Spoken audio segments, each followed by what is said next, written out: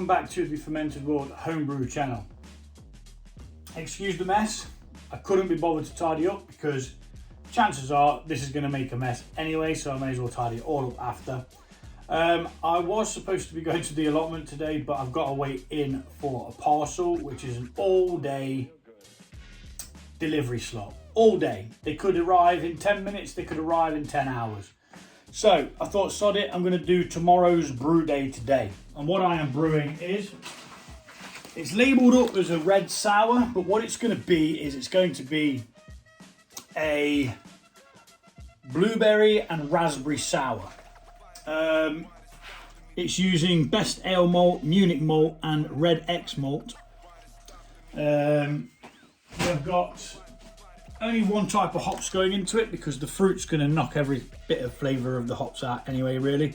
It's just there more to balance things out. And we've got some Philly sour yeast, which I've used before. You may have seen. And yeah, that's what we're doing today. I'm going to fill up this with some water. Nobody commented on whether they wanted full-length brew day videos, which is around an hour once it's been edited. Now you got to think, a full brew day for me takes about 5 hours start to finish. There's gaps in between where I can go and do other things like take the dog out and have something to eat and all that jazz. But it does take quite a lot of time, and then the editing takes quite a lot of time. So I kind of want everybody's opinion on whether they want a full-length video or whether they want like a really short version of it where everything's sped up. It's totally up to you guys. I don't mind either way. I'll do either.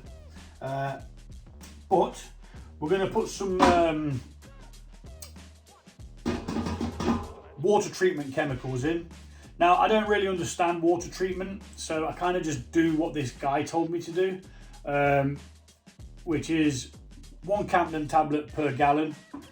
And if you're doing a juicy beer, 3 grams of calcium sulfate, which is also known as gypsum powder. And if you're not doing a juicy beer like a pale or an IPA, then don't worry too much about it. Just add a very small amount, like 1 gram. That is my understanding of it. It goes no further than that. And to be fair, I make quite nice beer, so I'm not really too bothered either. So we're going to get some water in there, get it heated up to the mash temperature is 65 degrees. Now, the way I brew is a little bit different. I use the brew in a bag method. I don't have a electric mash tun, so I kind of have to have the temperature ever so slightly higher than what it's expected to be, because once I add the bag and the grain, it knocks the temperature down quite a considerable bit. I don't understand this. I've just washed this, but there's flipping floaty bits in it already. Nah, that'll be alright. So we're going to weigh out some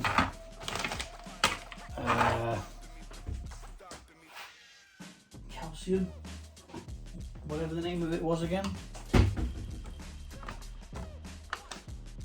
Calcium sulfate. And we need about 1 gram of this. It will take. There we go, 1.1. I can live with that.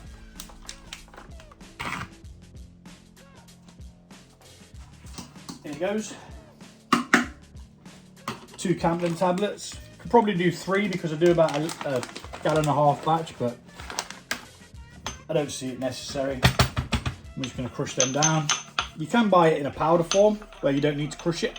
I just realised I've been stood really, really close to the thing, and all you can see is my blooming beard moving, which isn't the greatest of sights, is it? So that's that in there now, which caused me no end of bloody trouble this morning.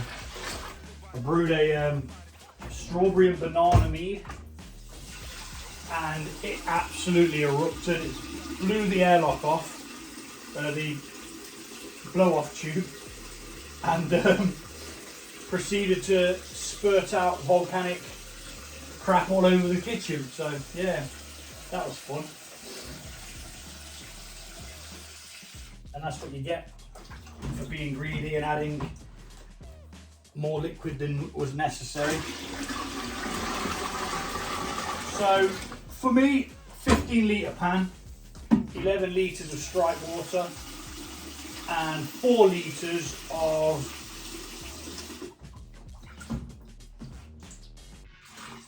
sparge water. Only estimate, you know, it's rough. I'm not sat there meticulously looking at every single molecule of water that's going in it. Just roundabout.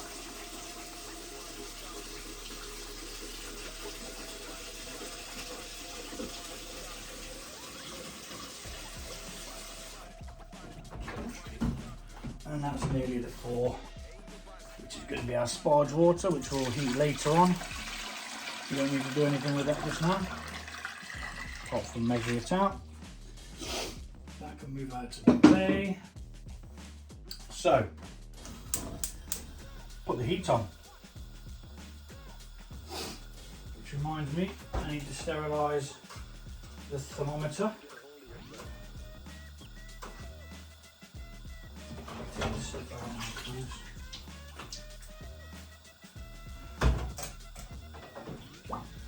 Get all my equipment ready. Bit of this, bit of that.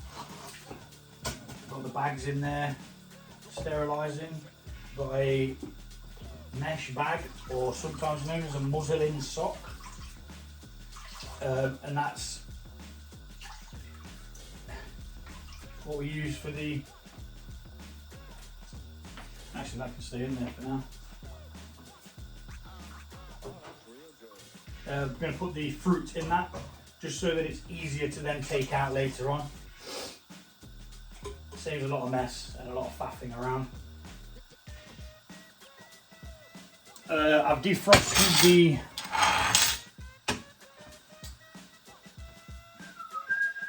raspberries and blueberries. There is a packet of 350 grams of raspberries.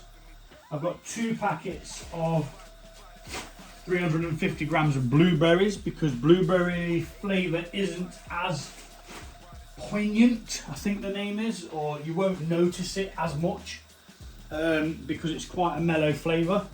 So we've got double of that, and there is some leftover raspberries from a harvest about, I want to say, 1.5 years ago that I'm just going to use up. I could probably go a bit further back. That'll probably save you having to talk to my beard. It shows you more of my messy kitchen, but I don't give a shit. So this is going to come up to 67. No, it's not. So this is going to come up to 65 degrees, but mine will come up to just over 70, because once again, when we add the grain, it's going to cause the temperature to drop, and when we add the bag, it's going to make the temperature drop. We're going to go sterilise the fermenter and anything else that needs doing. Fermenter lid. I bought a new lid so that I can get 2 beers on the go at once, because the lid for the other one was a bit naff. So I'm still finishing off the New England IPA, which hasn't been very happy about the heat that we've been having, to say the least. But we're going to sterilise these, and we shall be back once we're about ready to add this grain, which I'm off to go and mill right now after sterilising this boo kit. Sterilisation it's the key to success.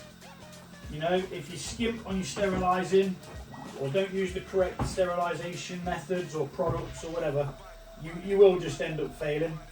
Simple as that. It's really important. If out of all of the things of home brew, making sure that you sterilise absolutely everything is extremely important. I cannot fathom how important sterilisation is. It is your key to success. And then if anything fails or goes wrong, you know that it wasn't the fact that you'd sterilised everything. because things can go wrong. But we'll let this heat up and we shall be back.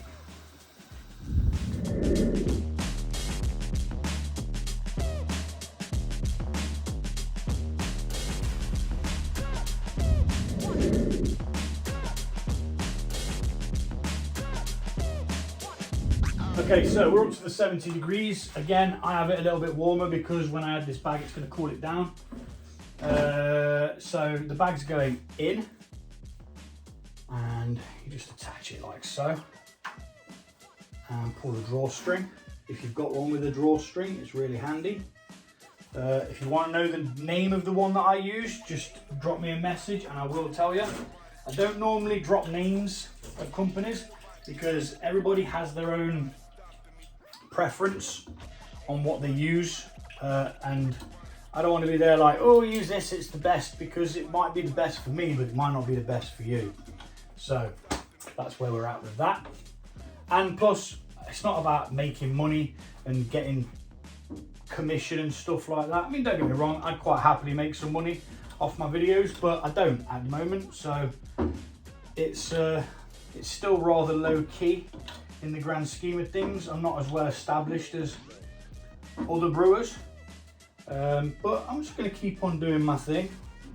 You know, I think there's a market for it with the brew in the bag, because not everybody's got a couple of £100 to spend on one of the more expensive devices. So, you know, that's why I just do it in a big pan. I did look at buying one when I saw one second hand on eBay, and I thought, and I was like, do I need it? Do I need to spend a couple of £100? And to be honest, no, I don't. Anywho, we are now going to be putting in our grain. So I need my swizzle stick and my swizzle stick swizzler, which is this, which makes everything easier. Don't even go in. There you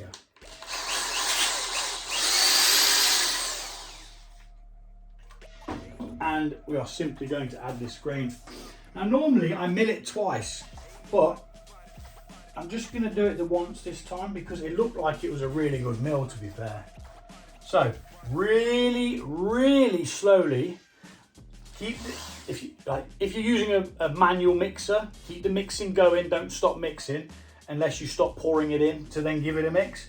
But as you're mixing it in, make sure you've still got some movement or you'll just get clumps. I call them bergs. You don't want them. They are not the good. And you're just going to slap your grain in. I'll speed this bit up because it is just a lot of the same.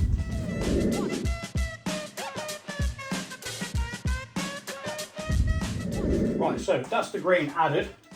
Just going to give it a manual mix. You do need to be careful whilst using that mixer. If you're going to use one of these paint mixers, obviously don't use it for paint first. Have one that's specifically for brewing with.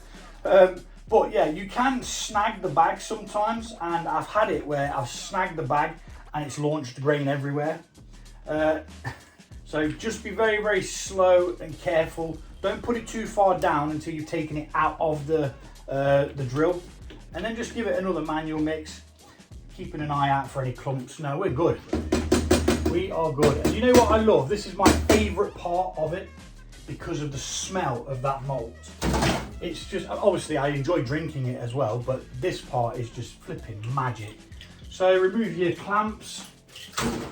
I have forgotten to sterilise the lid for the pan, which I do not actually know the location of, which is hauntingly bizarre.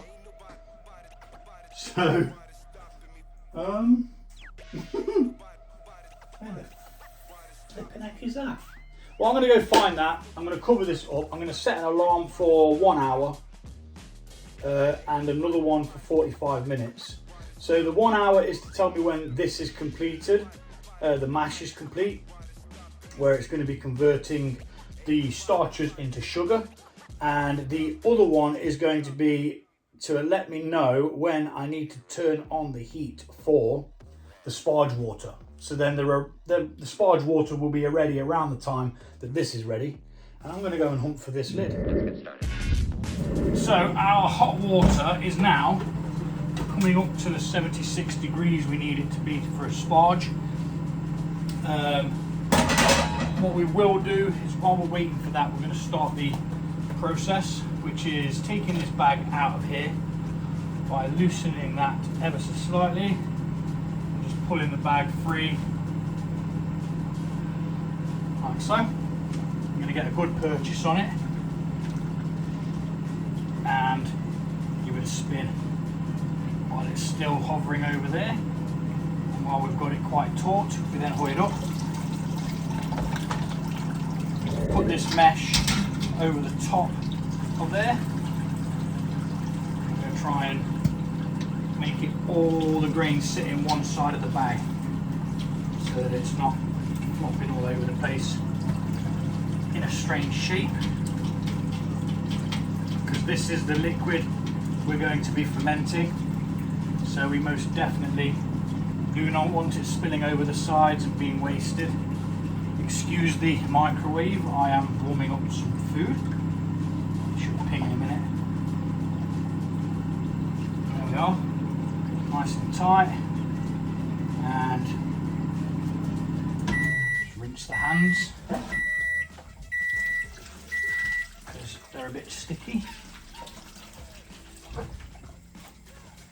I don't have a towel because I've put it into the washing machine and not brought a clean one down, so double check the temperature of the sparge water. 65, 70, 71, 72, 73. So it's almost there. We want it at 76. And this is the part where I normally add my first lot of hops. It's called the first runnings. So it's the first liquor that comes from the grain. So I'm going to quickly swizzle this round and measure out some hops. Blue, watch out. Move, move, move. The dog's eating his blooming biscuits at the most inconvenient time as always. I swear he only comes in when he hears me bloody talking and knows that I've got to do something. So 10 grams of Saaz or Saaz. I'm not sure how you pronounce this one. I've never heard anyone actually say it, but we're using 10 grams in the boil.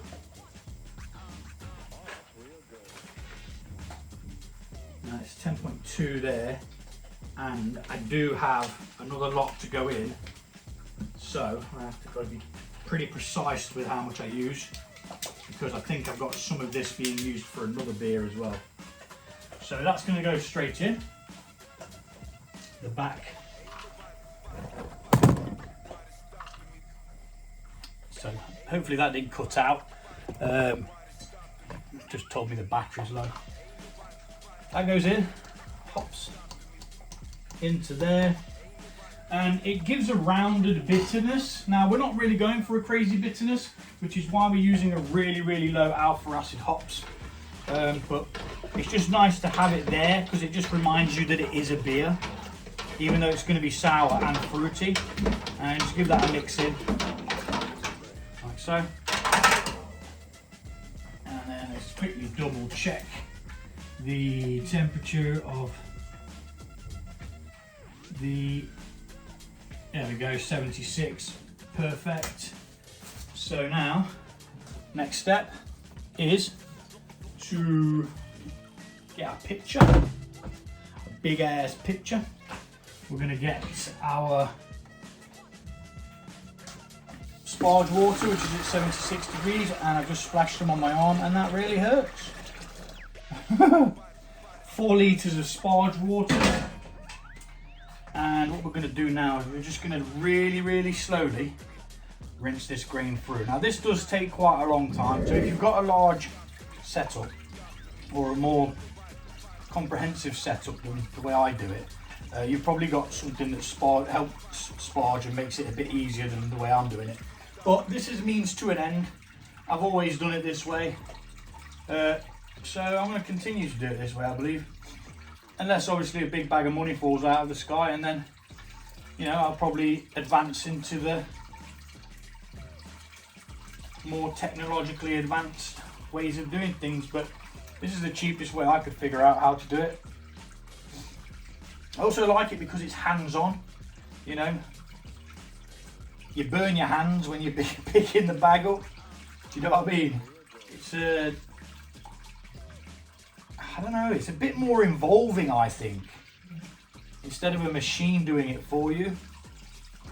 But anywho, we're gonna tip the rest of this water on slowly. I'm gonna speed it up, and then we're gonna let the runnings run out, and we'll be back once we've got our wort that we're going to start with.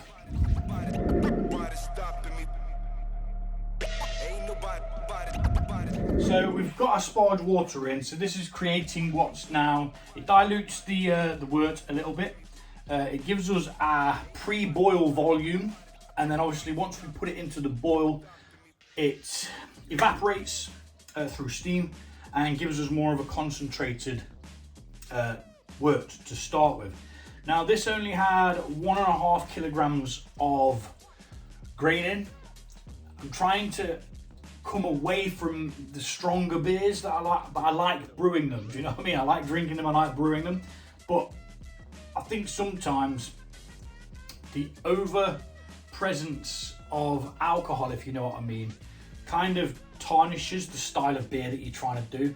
Now the Belgian wheat beer with the cherries in that I did last, that was supposed to be 8%, and I'm glad it was, because it was a pretty good clone of a cherry wheat beer called Le Chauffe that me and a friend drink. He's not drank his yet or tried it. It's not technically ready until the 17th, but that's only what, a few days away anyway. So next weekend it will be actually ready. But yeah, we're going to let this drain through. I am going to press it down a little bit. But first, what we do is burn our fingers, but the tip is what you do is you get this look, and gently you open it out and just give it a waft like that. Cools it down straight away. We're going to concentrate this again. Tighten the bag. And tie it off before we press it down and try and get a bit more out of it, because you've paid for it, so you may as well have as much of it as you blooming well can. So that's going to go on its side like so. Hopefully that knot there will hold, and I'm just going to push down through the mesh onto the bag. Just give it the once, and flipping dog hair. Yeah, dog hairs, not necessary. Wouldn't recommend them in there.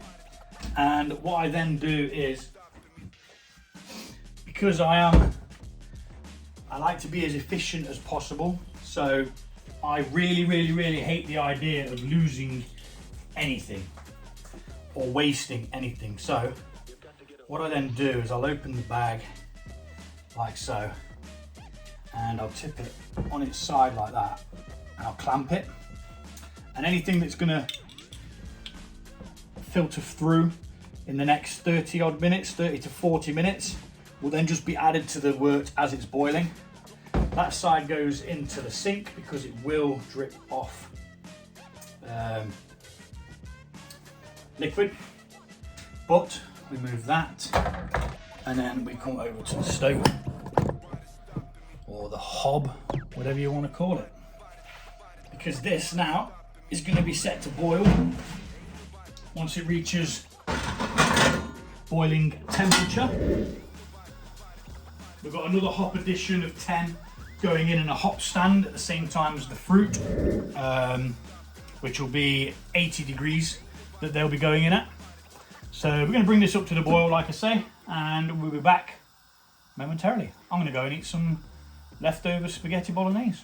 Okay, I wasn't paying attention and I was staring at my phone, and I could hear this coming to the boil, and I was like, oh shit, I need to go and check that, and it was actually boiling. So a really good tip is to lay a spoon, preferably metal, or wooden will work as long as it fits across the top. This will stop any boil over. What you want to do is you want to make sure you're scraping that hops back in and just making sure that it's mixed. I've turned the heat down a bit now, and this will just bubble over for the next hour. But I'm leaving that on just in case.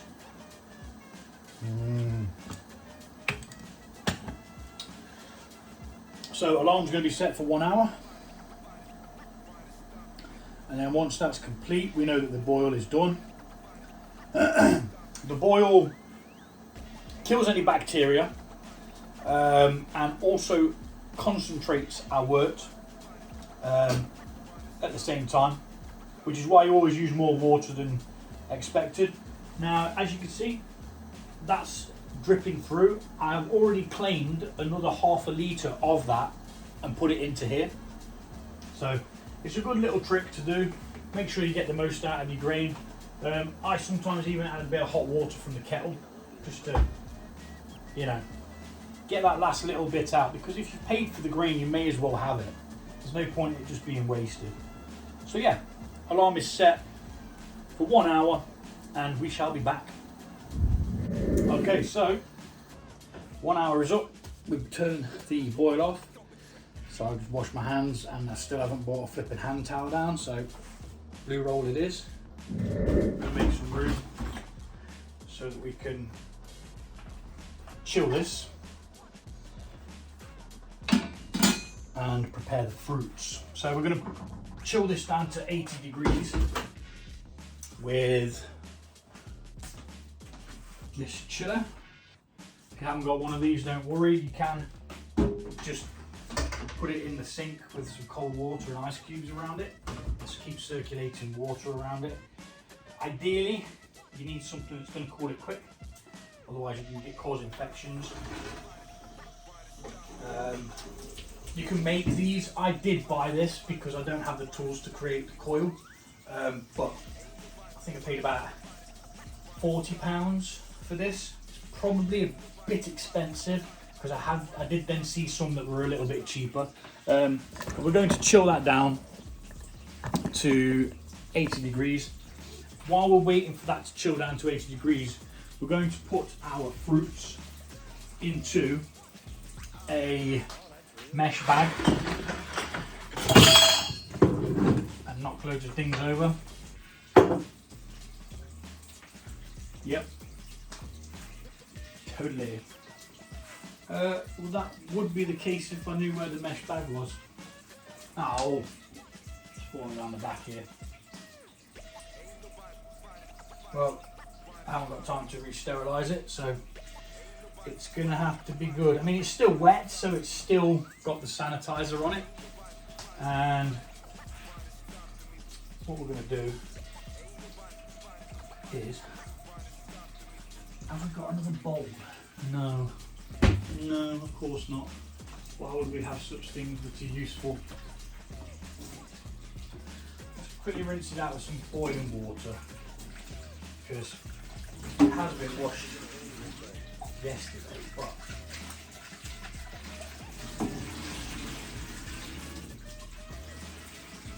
so mesh bag, also known as a muslin sock, and we're just going to wrap that around there like so and create the hole. We're going to add our fruits to this said bag.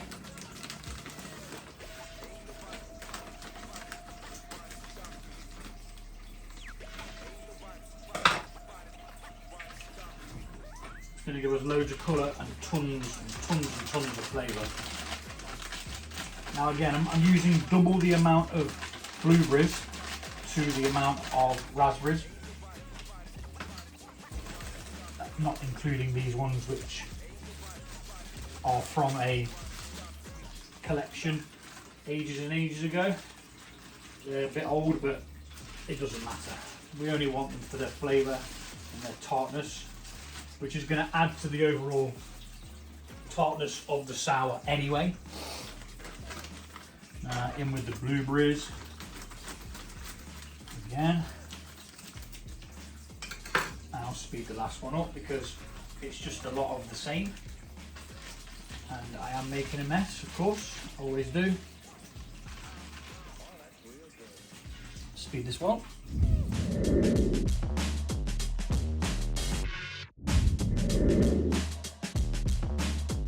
Not only is that going to give us a lot of flavour, it's going to give us a lot of colour as well. There is a lot in there, but you do need a considerable amount of fruit to make a fruit beer. Rinse my hands. And let's do a quick temperature check on what's going on in here. That's dropped a bit more than it should have done. Let me just wait a second. I mean, it doesn't really matter if it's dropped a bit more than expected, but ideally around the 80 mark is what you want, because we're going to be adding some hops to this as well. So, that's out. Let's try again. I mean, we can always heat it back up if needs be.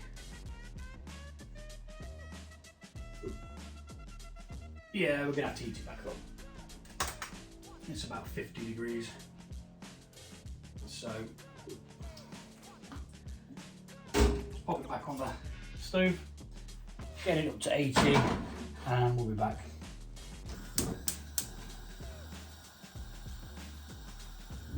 You know what, we reached 70 degrees. I'm just going to leave it at that. If you can do it for 80, that's better. Simply because we're going to be adding another load of hops, which I'm about to weigh out off camera, so please do bear with me. Just another 10 grams. It's not really necessary, but I have surplus, so it's just a good way of getting rid of it. Whacking it in gives it another dimension. And again, most of this is going to be hidden by the sourness and the fruits anyway. So 10 grams, in it goes. Put this back in. Not that we need it in there just yet, but I just like it in there because this is hot, so it keeps that clean. And mix that hops in, and then the magic.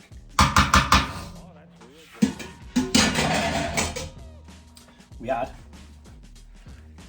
our most yummy fruitage. Tie a knot in the bag loosely because you're going to want to be able to use the bag again. Hoy it up, bring it over and drop it in. That'll keep anything that's in there sanitary, and add your juice to it as well. That's a big part of this, is the juice. We want all of that flavour. Just rinse our hands. Always rinsing, always washing, always rinsing. And then we're just going to give a little bit of a stir. So I'm going to just weigh that down into the bottom. And that's going to steep for 20 minutes. We call this a hop stand, but you can also put in your fruits as well. After the 20 minutes, we'll come back and we will chill this down to 20 degrees. We're going to remove the fruit bag, put that to one side for now, and once we've chilled it down, we're going to add something called pectolase, which is going to stop, which is going to stop the fruits from congealing and stuff like that. It's an enzyme that breaks down pectin, which you can find in fruits and stuff like that, especially fruits that you've heated up. but we need to wait until it's cooler to do that anyway. So we add that at the same time as adding the yeast. So until then, I bid you farewell, and I shall see you in 20 minutes.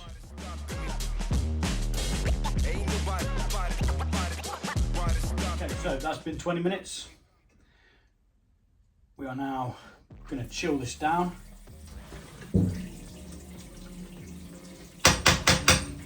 With the immersion cooler to about 20 degrees. So a quick butcher's what we're at now.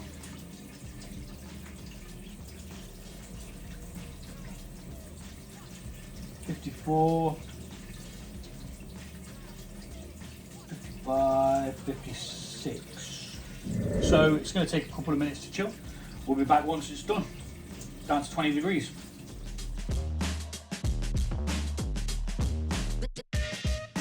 Right, so we're at the temperature we require.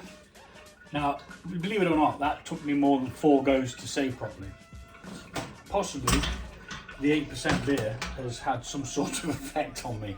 But anywho, this is what we're going to do now. We are going to be removing this bag of fruit.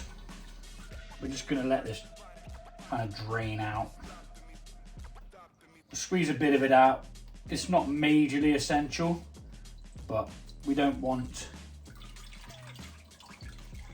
a what's the word?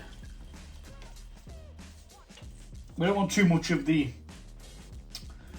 fruits to be not filtered. Bloody hell.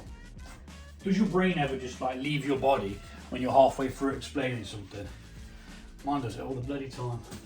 Okay, so this is down to 21 degrees. Ideally you want it at 20, but it will over time come down. So we're going to get our pectines, which is over here. And I'm going to search for my spoons, which are over here. Now, it says here, use 1 level teaspoon per gallon. This is about a 2-gallon batch. It does go on to say, if you're using heated fruits or boiled fruits, add 2 teaspoons per gallon. So,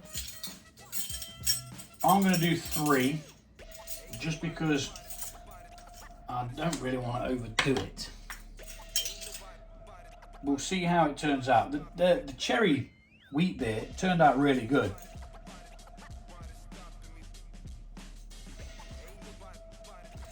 That's 1. That's 2. That's 3. Okie dokie, we're going to give that a mix. A mix-a-rooney.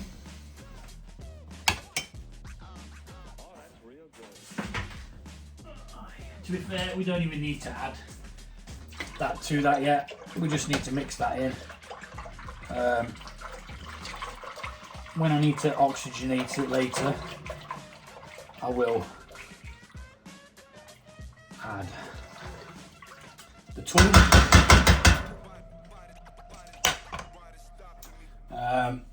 Okay, so next we need to move this out of the road. We need to get the fermenter, which is here, nice and clean, and we need our filtering device. Quickly make sure that the airlock is, quickly make sure that the tap is turned off. I have done it before where I've started pouring the liquid through and not had the flipping tap off. And I'm like, what's that trickling noise? And all of a sudden I can see all the work going down the bloody sink. I'm like, no! It was a tragedy.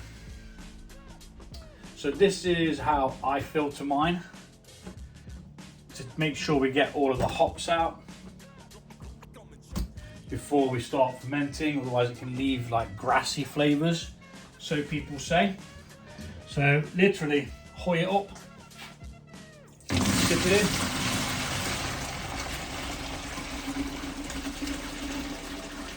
As easy as that. And because there's not a great deal of hops in here, it shouldn't take all that long for it to filter through. So we do it up to the line where we can get to, and then we pop back for the next lot when it is time. We will be adding the fruit back into this after we've got all of that in there and we've pitched the yeast.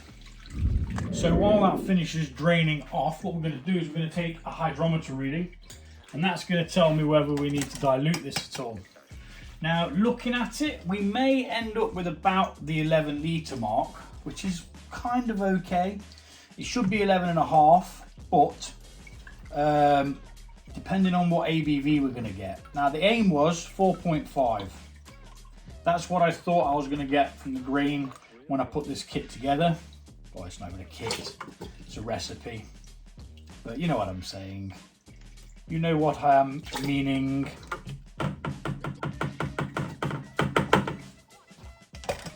So that is starting at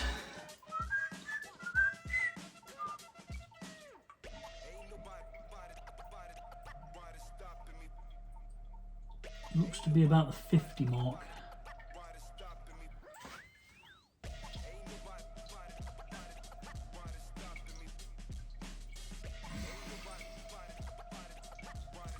$52,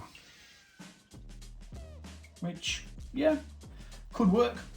So I've just done a quick calculation. As it is, it's set to be 5.4 if it finishes at 1.010, which is around a standard amount for it to finish at.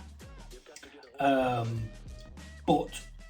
you never really know what the yeast is going to do until it's done it anyway, so yeah.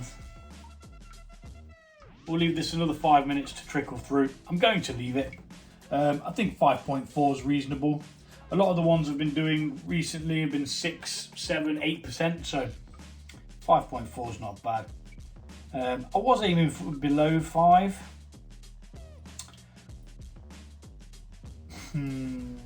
Maybe I boiled off too much. And that is the result of it being a little bit stronger. But yeah, I'd say we're probably going to end up with about 11 litres. So I could throw half a litre in. It's not going to make much of a difference. It's probably not even going to be noticeable. But yeah, I'm going to do that actually. I am going to throw in half a litre.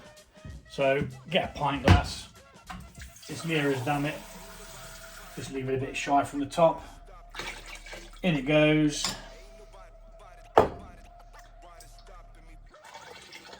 In that goes, back in. It's been sterilised. Give it a whirl. Get it all mixed back together so we can get an accurate reading. Again, it might not have made much of a difference, but if it gives me an extra bottle of beer, it's kind of ideal. And I didn't really want it above 5%. Ideally, but I do like a stronger beer, not gonna lie. I'd rather drink 2 strong beers instead of 8 bloody weak beers. But that's me, that is my preference.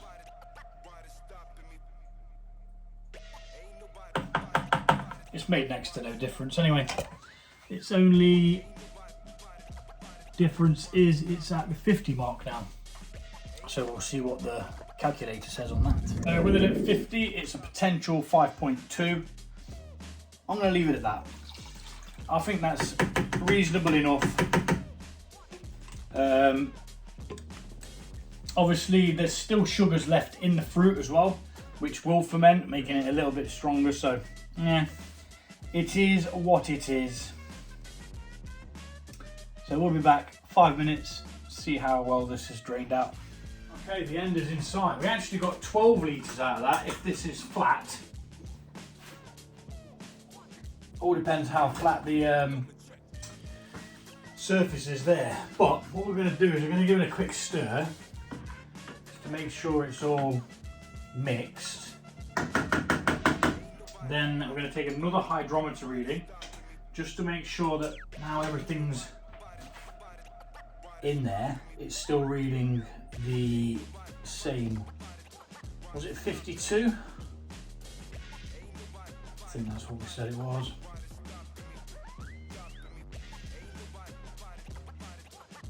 So again, if you're still watching, which I hope you are, please do let me know how you'd prefer these videos to be formatted, whether you like them sped up so that you get the information you need quickly without having to listen to me chat shit, or whether you like the longer videos that take the time to explain what's going on and how we're doing stuff and why we're doing it. So yeah, that's still at 50, which, did I say 50 or 52? So yeah, that's at 50. Okay, at least we know it's at 50. That's going in there. We're going to get our yeast. Philly sour. Looking for my skizzers. There they are.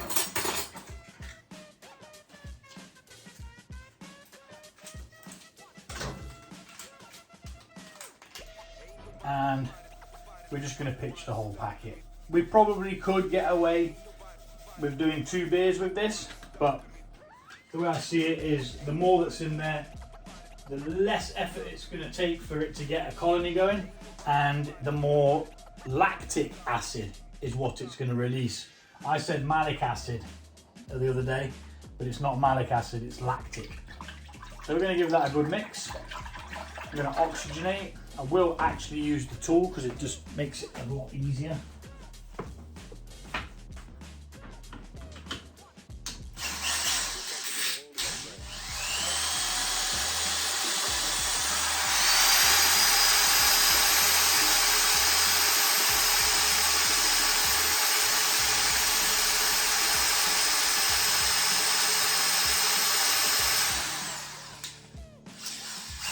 Just like that.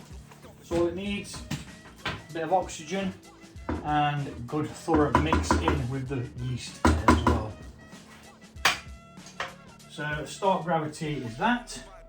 We've retained a little bit more juice from there, so that's going in because we're not going to waste it. And we're going to reintroduce the bag of fruits. We're going to let it go like that so that the fruits can spread out and mingle and move and yada yada yada. It's just going to flop in there.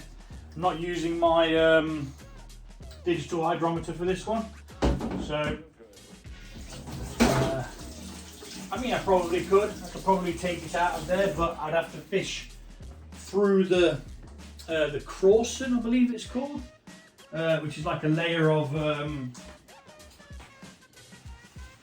yeast.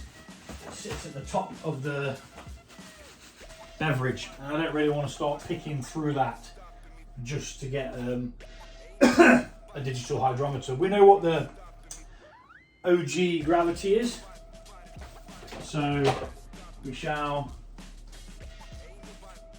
label this up accordingly. Now I had to buy a new lid for this because the other one had broken, which is why now I've got 2 beers on the go side by side, which going forward is what I'd like.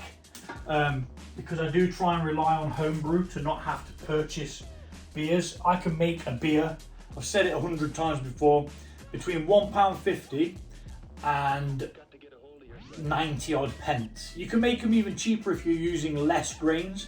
So for a standard ale, you know, without any speciality things in, you can pay pennies.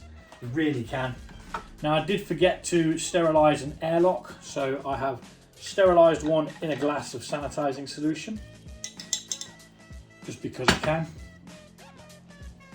And on the airlock goes into there. I'm going to put a label on here so that I can write on it, and I expect to be checking this in 4 days, 4 or 5 days. Might even let it go 7 because it's got no dry hops or anything to add to it. So if there's no activity in the airlock after that amount of time, then we'll probably open it up, do a hydrometer check and see where we are at. Thanks for watching, take it easy, and I'll see you all soon.